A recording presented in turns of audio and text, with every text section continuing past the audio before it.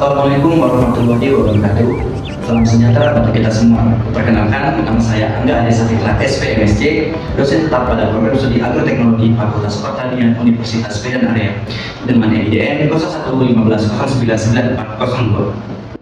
Dalam video ini, saya akan memaparkan pelaksanaan pembelajaran pada salah satu mata kuliah yang saya ampu, yaitu Sistem Informasi Geografi dengan kode mata kuliah AET 21053.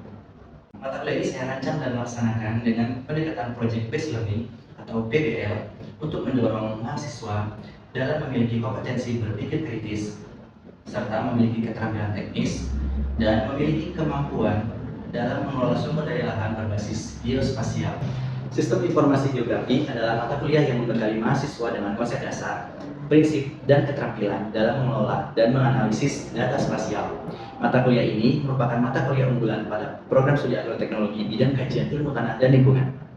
Pada mata kuliah ini, mahasiswa diajarkan untuk menggunakan perangkat lunak sistem informasi geografi sehingga harapannya mahasiswa mampu menganalisis persoalan agroteknologi khususnya dalam pengelolaan lahan pertanian dan lingkungan berbasis geospasial, sehingga dapat mengamati, menganalisis, dan menyimpulkan fenomena-fenomena spasial yang mempengaruhi fitur-fitur pertanian dan lingkungannya. Perkuliahan ini ditujukan untuk membentuk mahasiswa yang mampu berpikir kritis dan menerapkan sistem informasi geografi untuk menjawab berbagai tantangan pertanian modern. Mata kuliah ini mendukung CPL program studi agroteknologi, diantaranya yang pertama, sikap tanggung jawab atas bidang keahlian secara mandiri. Yang kedua, semangat kemandirian dan kewirausahaan. Yang ketiga, pemikiran logis dan inovatif. Yang keempat, kemampuan mengambil keputusan berbasis data. Yang kelima, penguasaan prinsip manajemen SDA dan lingkungan. Dan yang terakhir, perumusan solusi pertanian berbasis ekologi dan ekonomi. Mata kuliah ini dirancang dalam 16 pertemuan. Pertemuan pertama sampai kedua terdiri dari pengantar sistem informasi geografi dan ruang lingkupnya, di mana mahasiswa menganalisis konsep dasar, fungsi, dan peran SIG dalam konteks pertanian. Pertemuan ketiga, pengenalan data spasial, vektor, raster, dan GPS, di mana mahasiswa mulai mengidentifikasi jenis dan struktur data spasial. Yang keempat, praktikum pengumpulan data menggunakan GPS. Pertemuan keempat, mahasiswa melaksanakan praktek dalam kelas teori dengan pengumpulan data menggunakan GPS, di mana mahasiswa turun ke lapangan dengan kelas open field untuk mencatat koordinat spasial secara langsung. Untuk pertemuan kelima, input dengan digitasi data ke dalam perangkat lunak sistem informasi geografi, di mana mahasiswa melakukan proses dengan aplikasi ArcGIS dan QGIS untuk menginput datanya. Lalu di pertemuan ke-6, editing dan manajemen data spasial, di mana mahasiswa menyusun layer, atribut, dan melakukan validasi geometri. Di pertemuan ke-7, pengenalan kartografi digital, di mana mahasiswa membuat peta tematik secara manual dan secara digital di pertemuan ke-9-nya. Di pertemuan ke-8, ujian tengah semester, di mana evaluasi UTS dari teori dan praktik yang telah dipelajari dari pertemuan pertama hingga pertemuan ke-7. Di pertemuan ke-9, mahasiswa lanjut lagi membuat proyek dengan pembuatan peta sistematik dengan digitasi ya. Berdasarkan proyek kelompok, di mana mahasiswa menyusun proposal dan rencana kerja pemetaan sistem informasi geografi. Di pertemuan ke-10, pengumpulan dan integrasi data lapangan untuk proyek SIG, di mana mahasiswa memastikan kelengkapan dan konsistensi data. Di pertemuan ke-11, visualisasi data proyek ke dalam bentuk peta, mahasiswa memulai interpretasi hasil olahan spasial. Di pertemuan ke-12, penyusunan laporan ilmiah proyek SIG, di mana mahasiswa ditekankan pada sistematika penulisan dan validasi data. Di pertemuan ke-13, pemahaman regulasi geospasial, di mana etika pengelolaan data berdasarkan Undang-Undang Nomor 4 Tahun 2011, sehingga mahasiswa tidak sembarangan dalam mengelola data sistem informasi geografi atau data spasial. Di pertemuan ke-14, presentasi akhir proyek pemetaan SIG, di mana mahasiswa menampilkan hasil kerja tim secara lisan dan visual. Pertemuan ke-15, refleksi pembelajaran, di mana evaluasi diri dan rangkuman pengetahuan mahasiswa sepanjang semester dan persiapan UAS. Di pertemuan ke-16, ujian akhir semester, di mana ujian tersebut akan menguji pemahaman menyeluruh baik aspek teori maupun praktek yang didapatkan oleh mahasiswa selama proses pembelajaran. Dalam prosesnya, pembelajaran pada mata kuliah ini mengintegrasikan 3 pendekatan utama, yaitu discovery learning untuk mendorong mahasiswa mengeksplorasi konsep-konsep SIG secara mandiri dan reflektif. Yang kedua, inquiry learning yang menuntun mahasiswa untuk mengajukan dan menjawab pertanyaan kritis berbasis masalah-masalah spasial yang nyata. Lalu authentic learning di mana mahasiswa terlibat dalam proyek pemetaan berbasis data lapangan dan menghasilkan solusi yang aplikatif untuk pengelolaan lahan. Capaian pembelajaran mata kuliah dari mata kuliah Sistem Informasi Geografi adalah yang pertama, bertanggung jawab dalam pengelolaan data fisik. Kemudian yang kedua, mahasiswa dapat menerapkan logika sistematis dalam visualisasi spasial. Yang ketiga, mampu menyusun solusi spasial untuk pengambilan keputusan. Yang keempat, merancang proyek S3 dengan pendekatan sumber daya dan lingkungan. Dari CPMK tersebut, maka mahasiswa akan terlibat dalam praktikum pengumpulan data, pengelolaan spasial dengan ArcGIS atau QGIS, hingga penyusunan peta tematik dan laporan ilmiah yang merefleksikan hasil analisis lapangan yang dilakukan oleh mahasiswa. Berikut adalah video pembelajaran dari mata kuliah Sistem Informasi Geografi. Assalamualaikum warahmatullahi wabarakatuh. Selamat siang semuanya. Gimana kabarnya, sehat? Semangat ya. Walaupun siang udah udah makan siang semuanya? Udah. Tugasnya yang minggu lalu udah dikerjain? Ada yang belum ngumpul? Ada yang belum? Jadi nanti akan kita penilaian lagi nanti di minggu depan ya untuk tugasnya.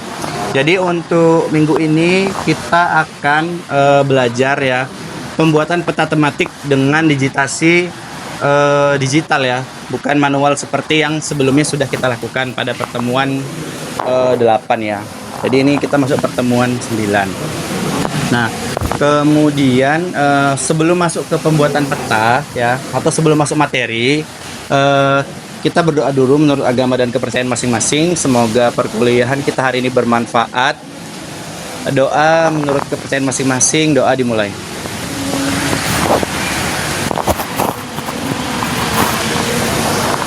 Doa selesai. Ya, seperti yang saya sampaikan di awal ya di RPS, bahwasannya mata kuliah kita ini adalah project based learning ya. Jadi pembelajaran berbasis proyek ya. Maka dari itu sudah saya sampaikan dari minggu-minggu sebelumnya, bahkan dari sebelum UTS, untuk install aplikasi ArcGIS ya pada laptopnya masing-masing. Atau kalau misalkan ArcGIS nggak bisa pakai QGIS juga. Tapi nanti tutorialnya bisa lihat di YouTube atau di TikTok juga banyak sekarang.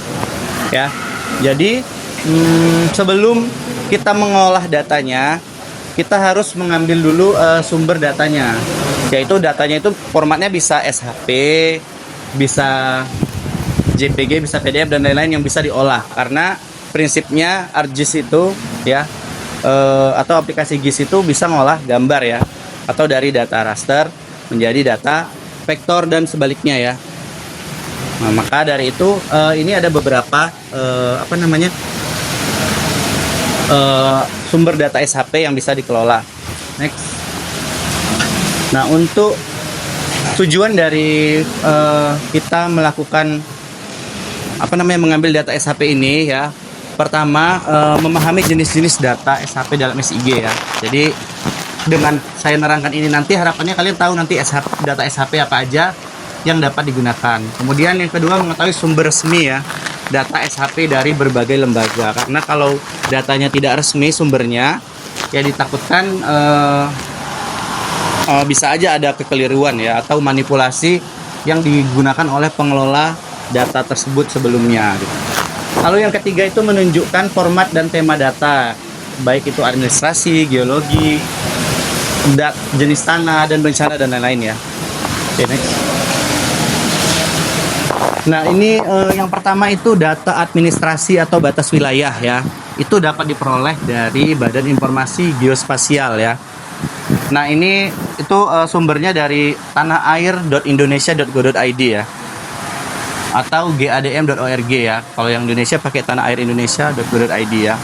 Itu formatnya ada SHP, KML, dan GeoJSON ya. Jadi format-format tersebut tergantung kalian nanti pakai aplikasi apa ya.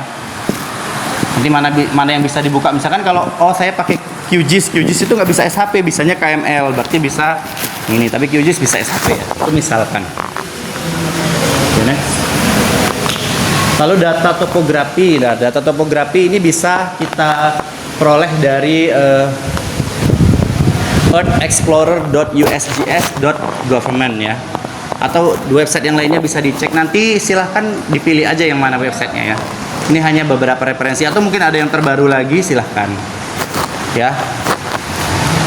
Ini SHP kontur, bentuknya SHP, kemudian digital elevation model, formatnya TIFF ya. Next. Nah ini data penggunaan atau penutup lahan atau tutupan lahan ya. Ini bisa sumbernya dari Kementerian Lingkungan Hidup ya, menlhk.go.id ya. Atau kalau yang internasionalnya ESA garis penghubung cover.org ya, atau openforest.org. Formatnya TIFF dan SHP ya. Next. Kemudian ada data geologi dari psdg.dgl.isdm.go.id, jadi dari Kementerian SDM ya. Atau dari yang big data tadi juga bisa tanahair.indonesia.go.id ya. Formatnya SHP kalau untuk geologi, berarti nggak ada format lain belum. Itu bisa untuk formasi batuan, patahan, jenis batuan. Ini lebih ke pedologi kalau di agroteknya, atau ke geografi ya. Kalau untuk anak-anak geografi ngambil di sini, atau anak teknik sipil ngambilnya dari sini. Next. Kemudian ada jenis tanah ya. Itu bisa download sumbernya sebenarnya di Tanah Air Indonesia juga ada ya. Tapi biasa Tanah Air Indonesia itu formatnya ya tata namanya penamaan Indonesia. Kalau misalnya kalian mau USDA itu bisa pakai yang soilgrids.org ya. Itu tergantung nanti kebutuhan yang mana. Atau bisa jadi yang Tanah Air Indonesia itu lebih detail lagi yang soil grids gitu, dari sebaran jenis tanahnya ya. Formatnya SHP dan TIP. Itu ada yang ordo, ada yang mungkin cuma sampai tingkat subordo ya, belum sampai ke ada yang mungkin sampai detail ke spesiesnya gitu, atau family atau serinya. Next. Nah kemudian ada data hidrologi ya, itu sungai, danau, subdas itu dari tanahirindonesia.go.id juga, atau hydrosets.org yang internasionalnya, formatnya SHP. Next. Nah dan lain-lain ya, banyak. Jadi intinya untuk sumber data ini silahkan sebenarnya dicari sendiri masing-masing. Ada juga misalkan kayak desa itu sebenarnya kan nggak ada di Tanah Air Indonesia ya. Jadi ketik aja di Google itu ada data-data lama punya orang, itu bisa diambil. Jadi kalau misalkan sampai ke batas desa, misalkan penelitian batas desa, ketik aja desa 2025.shp gitu aja, nanti ada muncul dianya. Atau minta yang memang bisa ada lembaga-lembaga tertentu yang menyediakan peta-peta tersebut gitu. Oke, sampai sini ada yang mau ditanyakan mengenai sumber data dari SHP atau SIG-nya yang akan dikelola? Nggak ada? Berarti udah jelas ya. Jadi intinya kalau mau mengelola data ya berupa SHP atau TIFF atau GeoJOSN tadi, itu silahkan dipilih sumber yang paling akurat menurut beberapa artikel atau referensi yang sudah pernah dilakukan ya. Oke, kemudian sebelum kita membuat peta digitalnya, saya mau mengenalkan dulu aplikasi ArcGIS-nya secara umumnya ya. Jadi nanti untuk pengelolaan atau analisis dengan ArcGIS-nya itu dapat dipelajari lebih lanjut lagi oleh kalian masing-masing gitu ya.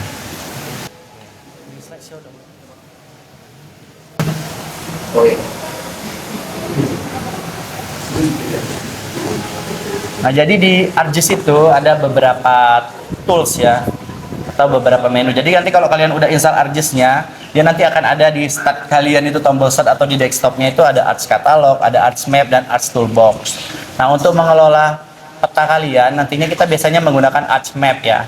Jadi untuk menampilkan data yang sudah ada atau yang di-download tadi dari sumber data yang kalian ambil. Lalu untuk pencetakan peta dan melakukan analisis spasial itu menggunakan Arch Map ya. Kemudian untuk Arch Catalog itu nanti berfungsi untuk mengakses dan mengatur manajemen data ya. Jadi ini nanti fungsinya lebih lanjut lagi dari kalian kalau misalkan sudah sudah terbiasa mengolah data sampai ke pencetakan nantinya ya. Begitu dengan Arch Toolbox, di mana nanti tools yang berguna untuk membantu analisis data digitalnya. Nanti di dalam Arch Map itu juga ada sebenarnya toolsnya ya, atau toolbarnya. Nah itulah yang akan membantu kalian dalam mengelola datanya.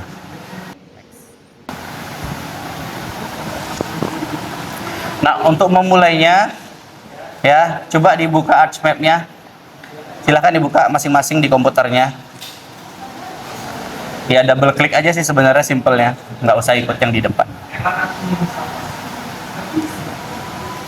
Ada yang sudah buka Archmap-nya? Ada yang udah terbuka ya? Oke, next. Nah, jadi tampilannya nanti ketika dibuka akan seperti ini ya. Jadi yang sebelah kiri itu adalah window-nya table of content yang kiri, yang tengah yang kanan yang ada gambar petanya itu namanya window data frame ya. Jadi menunjukkan tampilan peta yang kalian kelola atau kalian edit. Nah, nanti ini ada fungsi tombol toolbar ya. Jadi kalau nanti sambil ngerjain yang mana ini fungsinya apa, silakan dibaca masing-masing ya.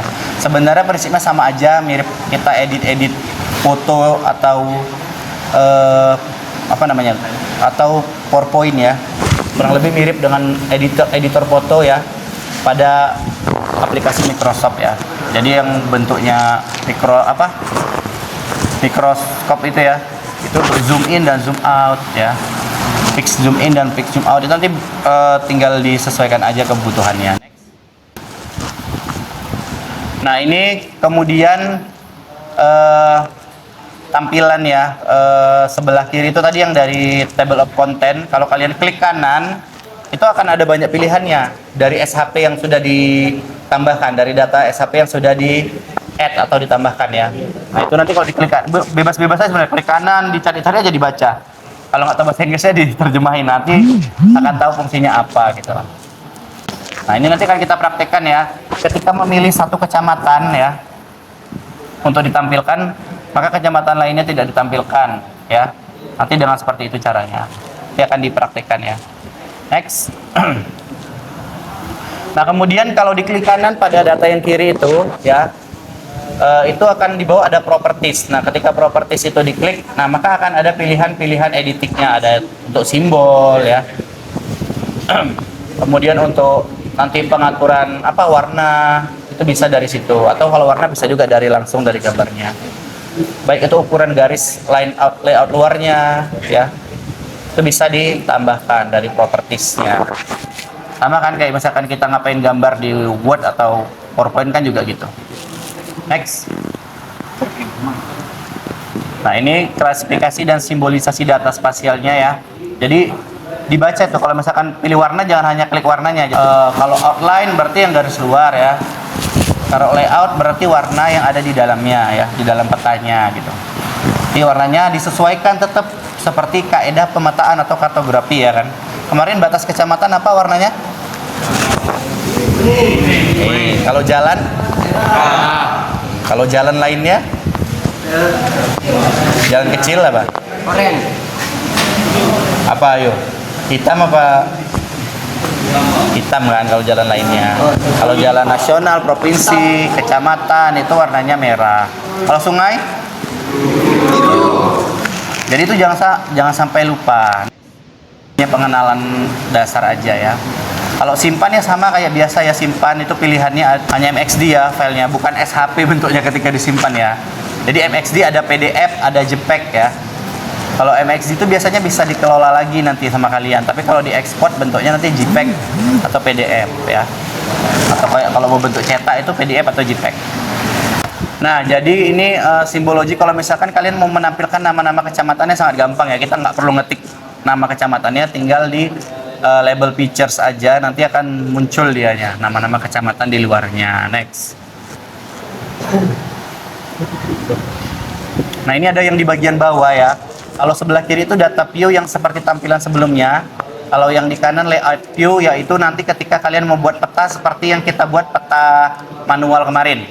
Nanti bisa tinggal tambahin kotak-kotak, judulnya, insert peta ya. Insert petanya juga dibuat secara digital ya, tidak download gambar seperti kemarin ya. Oke, next. Oke, itu aja. Sampai di sini ada yang mau ditanyakan? Nggak ada? Langsung praktek eksekusi. Ya. Ada yang nggak bisa? Aplikasinya siapa? Yang nggak bisa berapa orang? Laptopnya? Nggak bisa berapa orang? Tapi judul penelitiannya ini ya? Iya, ayo. Hah? Yang nggak bisa berapa orang angkat tangan? Yang bisa, yang bisa 2 orang ya, 3 orang ya. Oke, gimana caranya ini? Kalian perhatikan aja dulu di sini ya. Nanti dicoba dengan teman yang bisa, atau artinya kalau sudah bisa, seenggak-enggaknya udah tahu dikit ya kan. Nanti ketika misalkan melakukan penelitian ya, yang judulnya adalah spasial ya, tentang keruangan, nanti bisa minjem laptop temennya yang bisa ya, Bama tengok tutorial lagi ya kan. Karena kalau hanya sekali nyoba nggak akan bisa gitu. Karena kita nggak praktikum ya. Oke, semua yang laptopnya bisa ya, silakan langsung dibuka argumennya.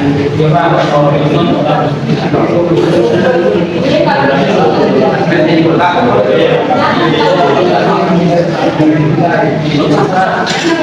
Tampilannya sudah sama seperti ini. Jadi saya main ini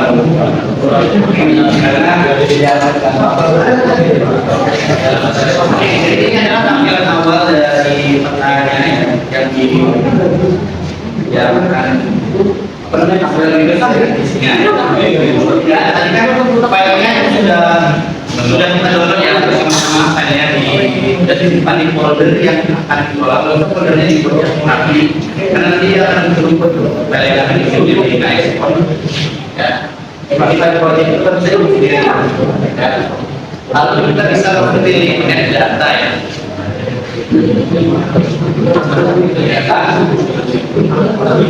Ini ada tengah.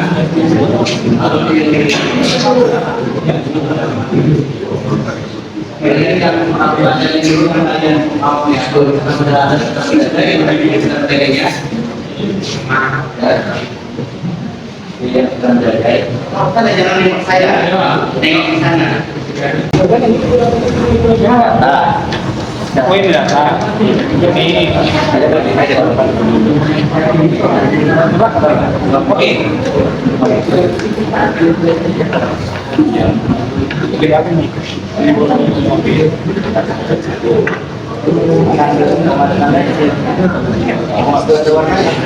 Tadi kamu belum pilih dulu ya? Dipilih dulu di data atributnya. ini hapus.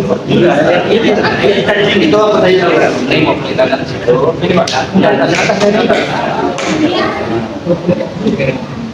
Kita klik dulu. Ini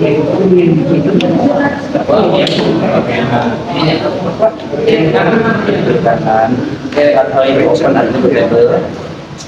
Kamu tidak ini kecamatannya. Kalau masih ada jadi sama juga. Dari sini Pak. Tapi ini ini tutupnya. Ada ekspor. Oh. Apa? Menampilkan itu ya. Sekarang pada konten juga, ini level pictures ya. Iya, itu Pak.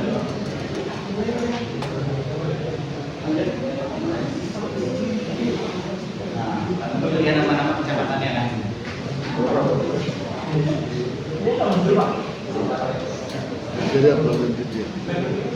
Nggak muncul di untuk menghilangkan kecamatan-kecamatan di sampingnya, tapi jangan di-remove dulu dari bawahnya. Hilangkan tanda checklist pada administrasi, maka akan muncul yang ekspornya aja. Ya, itu silakan diperbesar pakai fungsi pen and zoom-nya. Ya, diperbesar pakai fungsi pen and zoom-nya. Hanya jangan sampai digeser-geser nanti mainnya. Jadi pen yang zoom kita tambah itu dikit aja langsung kita aja ini. Nah, setelah ini ya. Karena ini ada gambarnya ya sampai ke ya. Artinya data input itu kalau lebih besar, ditambahkan data picture-nya yang lebih kecil waktu kerja lingkaran, bawah lagi. Nah hasilnya seperti itu outputnya.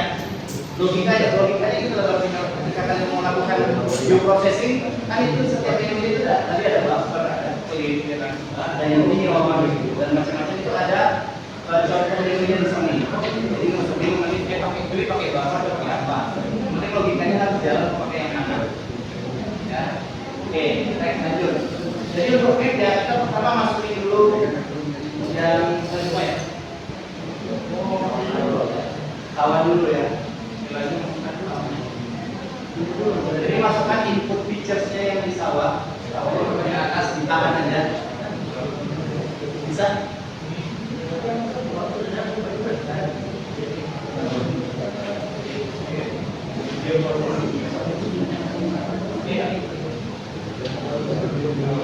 Kalau ketinggalan akan aja karena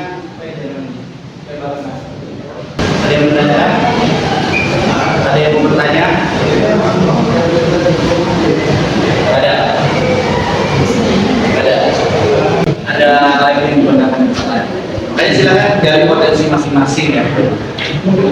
Gali potensi masing-masing. Oke, karena ada yang bertanya maka saya nanti hari ini silakan diselesaikan tugasnya dulu yang bisa dilihat di YouTube ya. Atau nanti saya berikan link videonya. Atau di TikTok juga banyak sekarang saya lihat video. Kemudian nanti akan dikumpul tugasnya 2 minggu lagi. Ini kan kita pertemuan ke-9. Ini salah.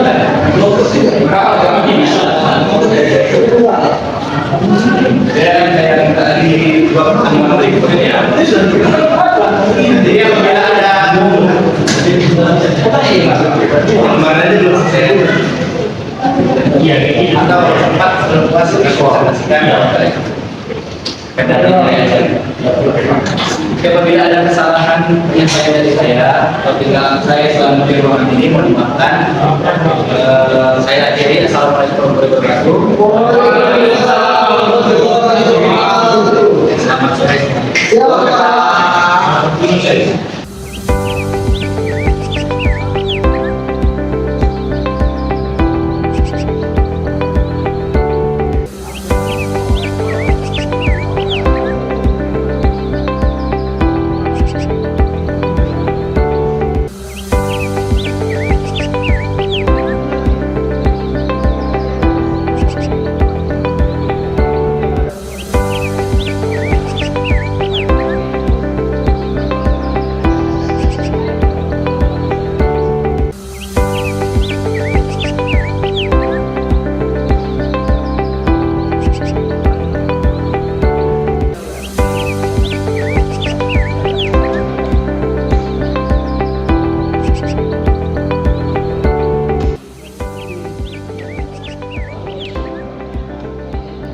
Sekian video pembelajaran mata kuliah Sistem Informasi Geografi pada program studi Agroteknologi Fakultas Pertanian Universitas Medan Area.